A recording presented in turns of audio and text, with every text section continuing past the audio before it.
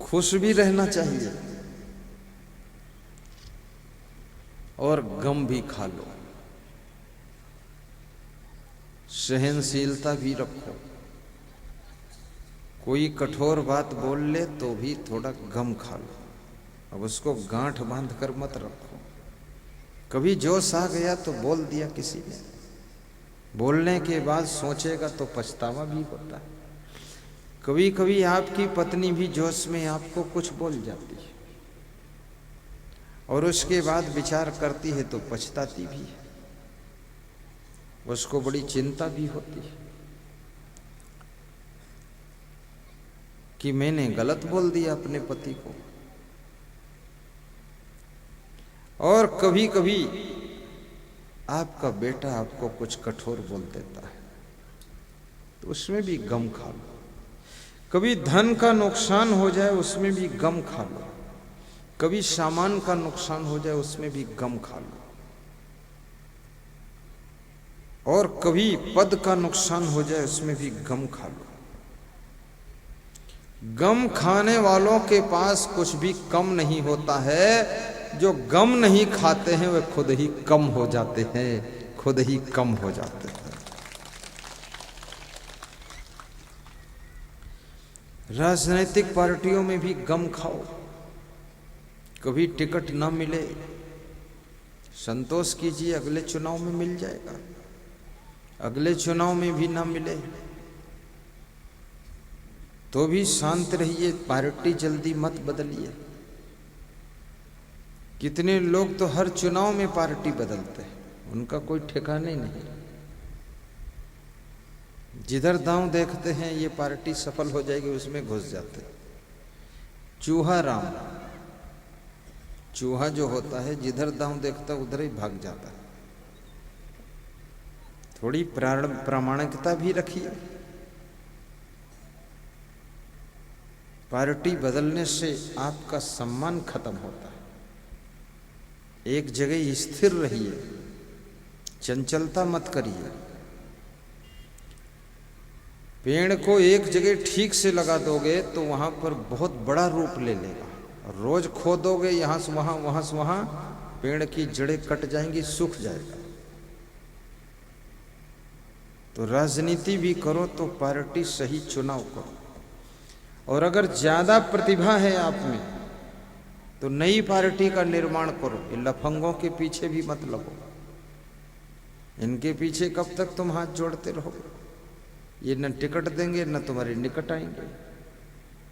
अगर आपके अंदर विशेष प्रतिभा है, पर्सनालिटी, दम है आप में, तो नई पार्टी बना दो, उसका नाम ही रख लो नेपाल उत्थान पार्टी, नेपाल विकास पार्टी नाम रख दीजिए, और उसका चुनाव निशान रखिए ट्रैक्टर।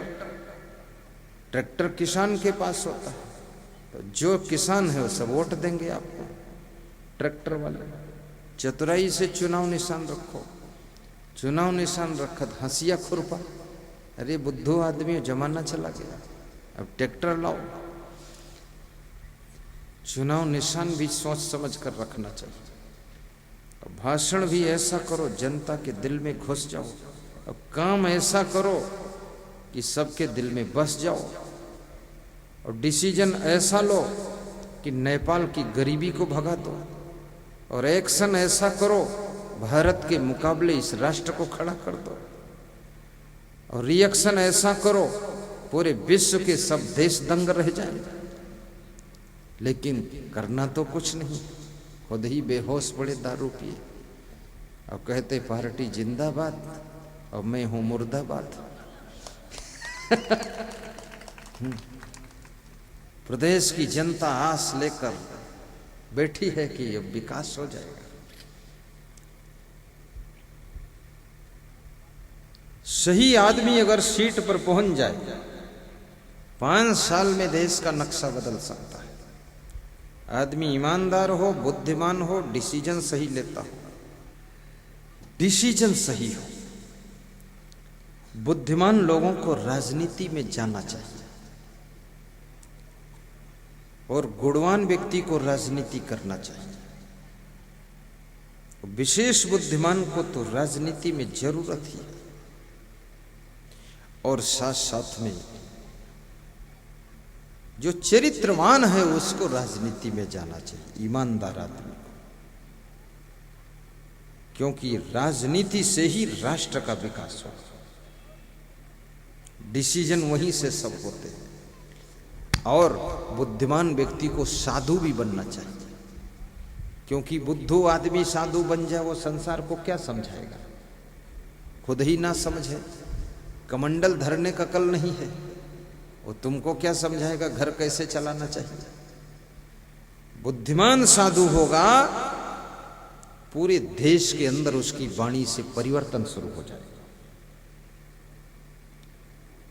अभी लाखों लोगों ने इंडिया में मुझसे बताया है कि आपके प्रवचन से मैंने मकान अच्छा बनाया है, जैसा तुम बताते हो वैसा बना दिया मकान, दारू छोड़ दिया है, बुराई छोड़ दिया है। और मैं निवेदन करूंगा, जिंदगी स्वतंत्र है, दारू पियो चाहे दूध पियो, सड़क किनारे पड़े रहो, किसी की बला से गड्ढे में गिरे रहो, किसी से क्या मतलब। ज्यादा से ज्यादा तुम्हारी पत्नी तुमको संभालेगी, भाई भी आएगा नहीं वहां उठाने के लिए, अब बाप तो मर गया परलोक से वापस आने वाला नहीं, बहन को टाइम नहीं है, पत्नी तुम्हें लाद के लाएगी, वो भी फिर तुम्हारा तंगा छोड़ देगी। और चाहे जिंदगी में अच्छे काम करके दिखा दो, अच्छे काम करके दिखाओगे, दुनिया में नाम होगा, मन को आराम होगा, घर में धन धाम होगा, और गुरुदेव के चरणों में कल्याण होगा। इसलिए भक्ति किया करो, मन को खुश रखा करो, मांस मछली अंडा नशा शराब से दूर रहा करो, ऐसा वैसा खाना पीना मत किया करो, पति पत्नी प्रेम से रहा करो, और साधु अगर बने हो तो ठीक ठाक साधु बनकर रहा करो, उल्टा पल्टा काम साधु बनकर मत किया करो। साधु का मतलब ही होता है जिसके पास कोई नशा की आदत नहीं, जिसके पास व्यभिचार की आदत नहीं, जो भोग विलास करता नहीं और मोह ममता में फंसता नहीं, जो सत्संग भक्ति अध्यात्म में डूबा रहता है, जो विश्व का कल्याण चाहता है और आत्म सुधार करता है, जिसका मन आकाश से भी ज्यादा निर्मल होता है, ऐसा साधु पूरे विश्व के जहर को खत्म कर सकता है। और भक्त बनो तो डेड बॉडी भक्त मत बनो, कंठी पहन लिया छुट्टी हो गई। कितने भक्त लोग कंठी पहन करके घर में बैठ जाते हैं और सोचते हैं परलोक का सर्टिफिकेट मिल गया, अब जरूरत क्या गुरु की, ले लिया सर्टिफिकेट, कंठी पहन लिया। डेड बॉडी भक्त मत बनो, एक्टिव भक्त बनो, सक्रिय भक्त बनो। गुरुदेव के प्रवचन भी कराओ, प्रचार प्रसार भी करो, उनकी भक्ति फैलाओ, गुरुदेव की सेवा भी करो, जन जन का सुधार करो, अपने क्षेत्र में सत्संग का अभियान चलाओ और पूरी दुनिया को बदलने का संकल्प लो और गुरुदेव को बुला करके धमाके का प्रवचन कराओ। अभी सोहरौआ में ये बैरागी साहेब की देन है जो आज इतना बड़ा समागम हो रहा है। ये सब ग्रामवासियों का पुण्य है, क्षेत्रवासियों की किस्मत है, और जिन जिन ने इसमें धन का सहयोग किया है उनकी जिंदगी धन्य हो। जिन्होंने तन का सहयोग किया है उनकी जिंदगी में तनिक भी दुख ना आए, और जिन्होंने मन का सहयोग किया है उनका घर ही मंदिर बन जाए, और जिन्होंने इसमें अपनी जिंदगी का तन मन धन तीनों लगाया है उनका जीवन त्रिवेणी संगम बन जाए, प्रयागराज हो जाए। मेहनत करना चाहिए। तुम ही मेरे मंदिर, तुम ही मेरी पूजा, तुम ही देवता हो, तुम ही देवता हो। बोलिए बोलिए सद्गुरु भगवान की जय। संतों बोले ते जग मारे। सद्गुरु कबीर साहब कहते हैं कि हे संतों, जब मैं बोलता हूँ तो संसार के लोग मुझे मारने दौड़ते हैं।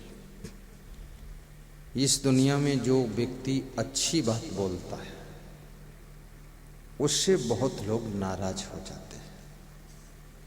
बाप अगर बेटे को अच्छी बात बताता है तो बेटा नाराज हो जाता है। सासू यदि बहू को बार बार अच्छी बात बताती है तो बहू रूठ जाती है, सुनना नहीं चाहती है। और यदि अच्छी बात ना बताए तो गलत काम करते रहते हैं।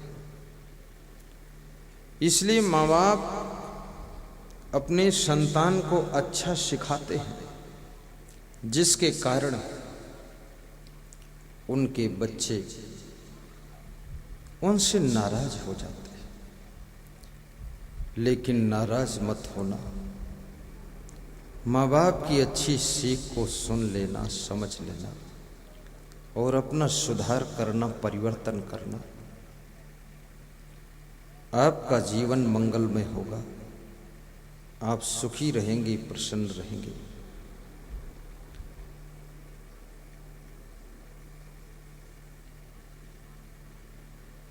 अन्न बोले ते कैसक बनी है, शब्द ही कोई न सुधारे। कबीर साहब कहते हैं बिना बोले कैसे बनेगा। लोग शब्दों का भी सुधार नहीं करते हैं। लोगों के अंदर बहुत गड़बड़ियां हैं और लोग गलतियां करने पर उतारू रहते हैं। भाइयों और बहनों, मैं निवेदन करूंगा कि अपना सुधार समाज की सबसे बड़ी सेवा है। मनुष्य का रूप है। आपसे जो गलतियां होती हैं, थोड़ा विचार कीजिए, अगर वही गलतियां तुम्हारे साथ दूसरे लोग करें तो तुम्हें कैसा लगेगा। जो तुम अपने पिता के साथ में गलती करके पिता को दुख दे रहे हो, थोड़ी देर के लिए सोचो, यदि तुम पिता होते और तुम्हारा बेटा जो तुम गलतियां कर रहे हो ऐसी गलती करता तो तुम्हें कैसा लगता। तुम उसको डांटते, समझाते कि नहीं? तुम उससे दुखी होते कि नहीं, परेशान होते कि नहीं? तुम शिष्य बनकर के जो गलतियां कर रहे हो, यदि थोड़ी देर के लिए सोच लो कि तुम ही प्रबंधक होते, तुम ही गुरु होते और तुम्हारा शिष्य कोई होता इस तरह से गलती करता, मनमानी करता, मूडी डूडी बनता, तो तुम पर क्या बीतती। तब तुम चाहते हो कि मेरा शिष्य बहुत अच्छा हो, लेकिन तुम शिष्य हो, तुम अच्छे क्यों नहीं बनते हो? तुम बहू हो, गलती करके अपनी सासू को परेशान करती हो, तो थोड़ी देर के लिए सोचो कि मैं सासू होती और मेरे जैसी मेरी बहू होती, आलसी बनकर 8 बजे तक सुबह सोती रहती और काम करने को मन नहीं करता उसका, फिजूल खर्ची करती, 5000 की साड़ी पहनती, पायल अलग बजाती, चूड़ी अलग फोड़ती, तो मेरे पर क्या बीतती। तो मैं ऐसी गलती करके अपनी सासू को परेशान करती हूँ और मैं सासू बनूंगी तो अगर मुझे ऐसी बहू मिल गई तो मेरे लिए तो नरक हो जाएगा। इसलिए मुझे सुधार करना चाहिए, अपनी सासू को परेशान नहीं करना चाहिए, माता पिता को परेशान नहीं करना चाहिए, गुरु को भी परेशान नहीं करना चाहिए, अपने आप में परिवर्तन करना चाहिए।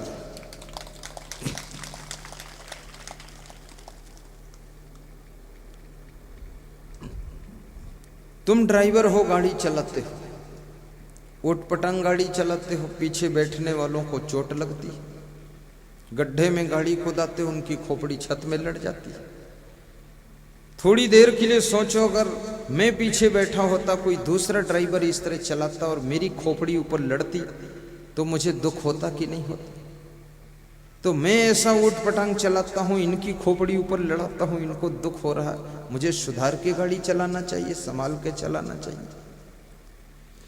तुम भोजन बनाते हो, बना करके खा लेते हो, खा करके फिर सो जाते हो। जो खाने वाले आते हैं उनको परोसते नहीं हो। थोड़ी देर के लिए सोचो, अगर कोई दूसरा भोजन बनाता और बनाकर खाकर सो जाता और हमको न परोसता तो हमारे कितना क्रोध आता। तो तुमको बुरा लगता, तुमको दुख लगता, तुम्हें गुस्सा आती कि भोजन नहीं परोसा। और तुम बनाते हो, दूसरों को भोजन नहीं परोसते तो तुमको कुछ नहीं लगता है। आदमी जब खुद गलती करता है तो विचार नहीं करता है, जब दूसरे लोग उसके साथ गलती करते हैं तब वो बहुत चिल्लाता रहता है कि हम तो बर्बाद हो गए, ये हो गए, वो हो गए। याद रखना, दूसरों के साथ अच्छा व्यवहार करो। ये सारी दुनिया तुम्हारे साथ अच्छा व्यवहार करने के लिए तुम्हारा इंतजार कर रही है। तुम्हारे साथ प्रकृति अच्छा व्यवहार करेगी।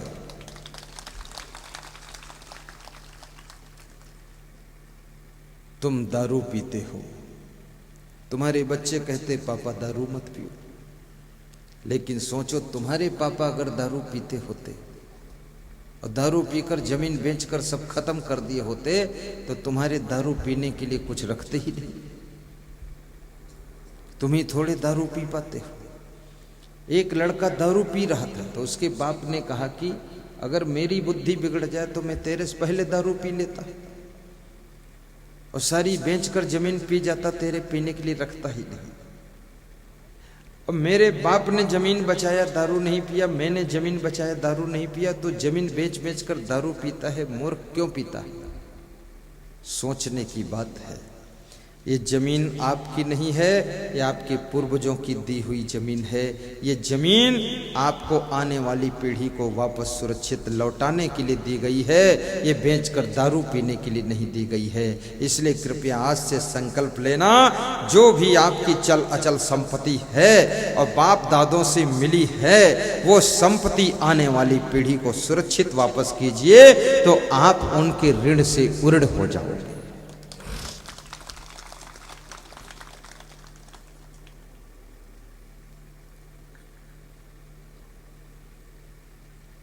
परस्पर प्रेम से रहना, नियम का भी ठीक से पालन करना,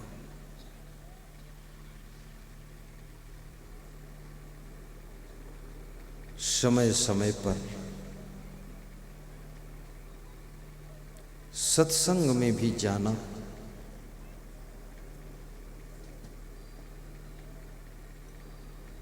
अन बोले ते कैसक बनी है शब्द ही कोई न सुधारे, और अपने अपने शब्द का भी सुधार करना। मां से कैसे शब्द बोलना चाहिए, मां को आप शब्दों से बात मत कीजिए, इससे पाप लगता है। माता पिता को सम्मान के शब्दों से संबोधित कीजिए, माता पिता को गाली भी मत दीजिए, गम खा लीजिए। गुरु को कैसे शब्द बोलना चाहिए, मेहमान से किस तरह आदर के शब्दों से बात करना चाहिए, अफसर से कैसे बात करना चाहिए, उन शब्दों को भी सीखिए। और संतों से किन किन शब्दों से बात करना चाहिए। आपके शब्दों में उदंडता ना हो, असभ्यता ना हो, अश्लीलता ना हो, अभद्रता ना हो, शालीनता और सभ्यता से बात कीजिए, क्योंकि बात का बड़ा प्रभाव होता है। बोलने की कला आ गई तो घर का कलह कलेश खत्म हो जाता है। बोलने का ढंग नहीं आया तो घर में अशांति का जन्म हो जाता है। संभल संभल कर बोलिए, गलतियां बढ़ाइए मत, गलतियों को समेटिए। शरीर में थोड़ी तकलीफ हो तो भी सहन कीजिए और अपनी जिम्मेदारियों को पूरा कीजिए।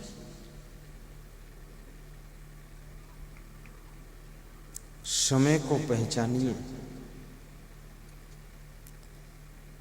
अवसर को पहचानिए, किस समय क्या करना है इस बात को भी समझिए।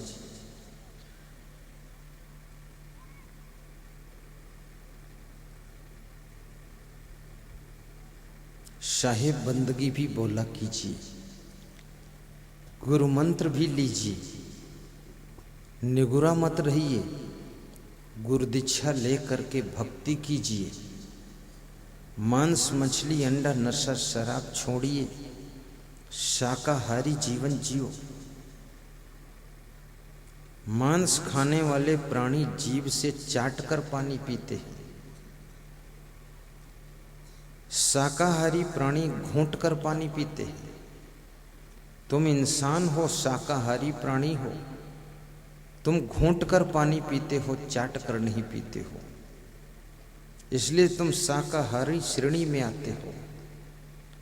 मांसाहारी श्रेणी में शेर, बाघ, चीता, भेड़िया, ये सब शाकाहारी नहीं है, मांसाहारी, जीभ से चाटकर पानी पीते। पवित्र जीवन जियो। दुकान पर बैठो तो ग्राहक से मधुर बोलो, नम्रता से बोलो, वाणी में चुंबक लगाओ। आज एक पति पत्नी शिक्षक मेरे पास आए थे। मैंने कहा कहाँ से आए? तो गांव बताया। फिर बोले आपका सत्संग सुनने हम गुरुआ गांव में भी गए थे, वहाँ भी सुना, बहुत दूर से हम आए हैं। बोले आपकी मीठा प्रसाद हमको खींच लाया, सत्संग की वाणी हमें यहाँ तक फिर ले आई।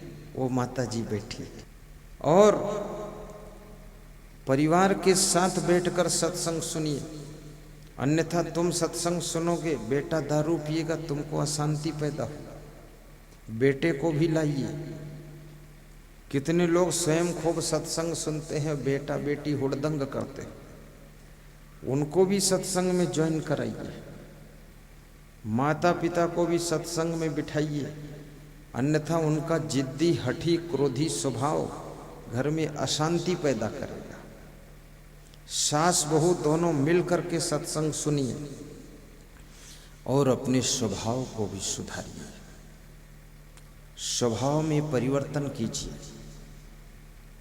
मैं आपको धन्यवाद देता हूँ, आपका स्वभाव बदलना चाहिए, आपका सिस्टम चेंज होना चाहिए, आपके विचार पवित्र होने चाहिए, वाणी सुसंस्कृत सुभद्र होनी चाहिए और आपका जीवन मंगलमय हो, ऐसी मैं शुभकामना करता हूँ। आपको धन्यवाद देता हूँ। बड़े प्रेम श्रद्धा से आप बैठे हैं, इसके लिए मैं बहुत खुश हूँ। अन बोले ते कैसे बनी है, शब्द ही कोई न सुधारे। पहले जन्म पोत का भयो, बाप जन्मिया पाछे। कबीर साहब कहते हैं पहले पुत्र का जन्म हुआ है और बाप का जन्म बाद को हुआ है। ये बात सुनने में आश्चर्य लगता है कि पहले पुत्र पैदा हुआ और बाप बाद को पैदा हुआ। ऐसा कैसे हो सकता? बिना बाप के पुत्र हुआ कैसे? लेकिन कबीर साहब कह रहे हैं तो कोई खास बात है। क्या बात है? छोटी सी बात है। पहले जन्म पोत का भयो। सबसे पहले जब जन्म होता है मनुष्य का, पुत्र के रूप में ही जन्म होता है, बाप के रूप में किसी का जन्म नहीं होता है। पुत्र के रूप में तुम पैदा होते हो, शिक्षा प्राप्त करके धीरे धीरे बड़े होते हो। बड़े होने पर तुम्हारी शादी होती है। शादी होने के बाद जब बच्चे होते हैं तब बाप बनने का नंबर आता है। ये बाप तो तुम 20 साल 25 साल की उम्र के बाद बनते हो, लेकिन जन्म तुम्हारा पुत्र के रूप में ही होता है। तो कबीर साहब कहते हैं अगर पुत्र को अच्छे अच्छे संस्कार दे दिए जाएं, पुत्र को अच्छे विचारों से अलंकृत कर दिया जाए और पुत्र को सही राह सिखा दी जाए और पुत्र को संभाल लिया जाए, तो पुत्र आगे चल करके जब बाप बनेगा तो बहुत बढ़िया बाप बनेगा, बहुत अच्छा बाप बनेगा।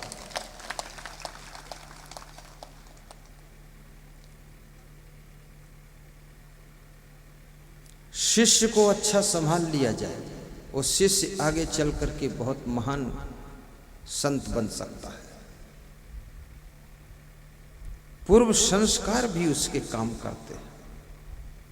परमहंस रामकृष्ण ने विवेकानंद को संभाल लिया, विश्व का टॉप का संत हुआ। इसलिए अपने बेटों को संभालिए ताकि वे आगे चल करके बहुत अच्छे बाप बन सके। और जो अच्छा पुत्र बन सकता है वही अच्छा बाप बन सकता है। जो पुत्र ठीक से नहीं बन सकता है वो ठीक बाप भी नहीं बन पाएगा। पहले अच्छे पुत्र बनो। जो अच्छा श्रोता बन सकता है वही अच्छा वक्ता बन सकता है। याद रखना, जो अच्छा श्रोता नहीं बन सकता है वो कभी अच्छा वक्ता भी नहीं बन सकता है। अच्छे वक्ता बनने के लिए सबसे पहले अच्छे श्रोता बनने की आवश्यकता है, और अच्छे बाप बनने के लिए अच्छा बेटा बनने की आवश्यकता है, और अच्छी सासू बनने के लिए अच्छी बहू बनने की आवश्यकता है। तब तुम अच्छी सासू भी बन जाओगी।